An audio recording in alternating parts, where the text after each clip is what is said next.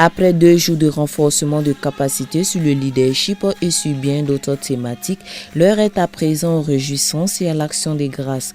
Les connaissances acquises auraient été très bénéfiques pour ces participantes si l'on s'en tient à leur dire. Par devoir de redevabilité, les 700 responsables de l'ASC se disent aptes à transférer ces compétences aux femmes de leurs régions respectives. On a travaillé en atelier. Et au niveau de l'atelier des présidentes, on a reçu vraiment un renforcement de capacité.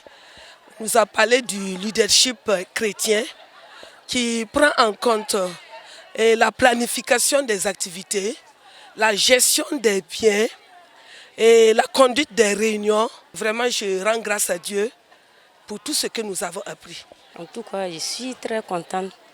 Et dans mon rôle, je ne savais même pas comment on rédige une lettre et un procès verbal. Mais à travers cette formation, j'ai pu avoir quelque chose. Et je pourrais aider ceux de Tenado afin qu'eux aussi puissent le faire. Tout a été vraiment bénéfique, que ce soit le message d'ouverture, la formation. Bon, comme j'étais présidente, on a reçu la formation pour les présidentes. En tout cas, la formation était de taille et il fallait vraiment ça. C'est vrai qu'il y en a qui y sont déjà et qui travaillent, mais ça a renforcé nos capacités pour pouvoir en tout cas faire l'œuvre de Dieu, une œuvre de qualité.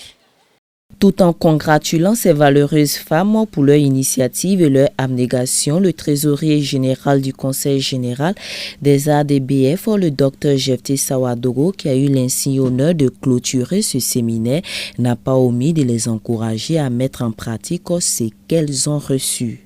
Nous voulons rendre grâce à Dieu pour cette initiative qui permet donc aux femmes des régions d'être formées pour mieux faire leur travail. En tout cas, l'initiative est à féliciter et nous prions que Dieu aide les femmes qui ont passé ces 2 jours ici pour recevoir cette formation-là, de pouvoir transférer alors, ce qu'elles ont reçu dans les régions. Et nous sommes certains que si elles arrivent à le faire, nous allons voir qu'au niveau des régions, il y aura une amélioration dans les prestations, dans les activités donc, de ces femmes-là. Si les participantes attestent tout le bien fondé de l'activité, ce n'est sûrement pas les organisatrices qui contrediront cet état de fait. C'est donc à cœur joie que la première responsable de l'ASC nationale a manifesté toute sa reconnaissance au Tout-Puissant qui a agi au-delà de ses espérances.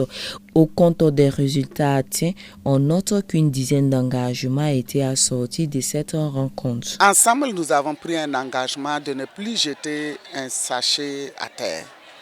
Toute ordure que nous aurons entre les mains, nous mettrons cela dans nos sacs et nous le jetterons dans les poubelles pour que ceux qui s'occupent de ces ordures-là puissent venir les ramasser et aller mettre à un endroit convenable. Nous avons aussi pris l'engagement de mettre en pratique ce que nous avons reçu au niveau des sous-régions et des églises locales. Et je sais que le Seigneur va aider les responsables régionaux à organiser et à réussir comme ce que nous l'avons fait et ce que nous avons vécu. Un plastique reste 1000 ans en terre. J'abonde dans le sens de Madame Claudine, la présidente, et soyons vraiment propres pour conserver notre environnement. Et c'est un peu le reflet de ce que nous sommes, cette propreté extérieure. Tenu du 11 au 13 juin 2021, ce séminaire de formation fut un pari gagné pour les membres du bureau national de l'ASC, ce qui n'est pas une fin en soi, car d'ores et déjà les yeux sont rivés sur l'organisation du séminaire national des jeunes filles, une activité prévue du 28 juillet au 1er août 2021 et ce en collaboration avec la JAD nationale. Moment propice pour Claudine Caboret de lancer un vibrant appel aux parents pour une participation massive de leurs enfants.